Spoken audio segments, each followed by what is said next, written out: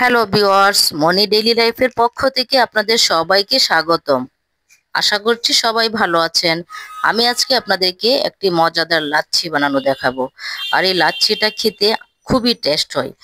আর এই লাচ্ছিটা খেতে আসলে যতটা না টেস্ট হয় ততটাই আমার কাছে মনে হয় যে স্বাস্থ্যসম্মত। কারণ লাচ্ছিটা আমি ঘরে যেহেতু বানাচ্ছি, এখানে এই সবকিছুই পরিষ্কার পরিচ্ছন্ন বলতে পারেন। যদিও আমার এইগুলো বাইরের উপকরণ, আইসক্রিম তার ছাড়া দুধ বাইরে, তো তারপরেও কিছু পরিষ্কার পরিচ্ছন্নতার ব্যাপার থাকে। সেজন্যই আমি আসলে এমনিতেও ঘরের খাবারটা বেশি প্রেফার করি।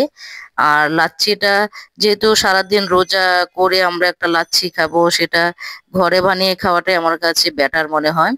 আর আমি লাচ্ছিতে অবশ্য কলা দিয়েছি, আমার স্বাস্থ্যের কথা বা সবার স্বাস্থ্যের কথা চিন্তা করি আমি এই কলাটা দিয়েছি। আর এই কলাটা দেওয়ার জন্য কিন্তু আমার কাছে বেস্ট টেস্ট মনে হয়।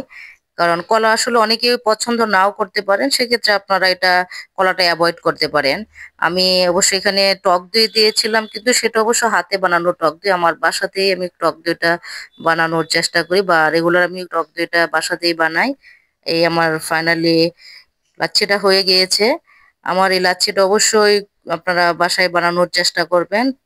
আর আমাকে কমেন্টস করে অবশ্যই জানাবেন আমার লাচ্ছিটা কেমন হয়েছে। সারাদিন রোজা শেষে এরকম এক গ্লাস লাচ্ছি অবশ্যই আপনারা আমার মতো করে বানিয়ে খাবেন। দেখবেন যে আপনাদেরও শরীরে অনেক ক্লান্তি দূর হয়ে যাবে। তাই আমার লাচ্ছিটা অবশ্যই আপনারা বাসায় বানাবেন এবং কমেন্টস করে সবাই জানাবেন কেমন হয়েছে আমার লাচ্ছি।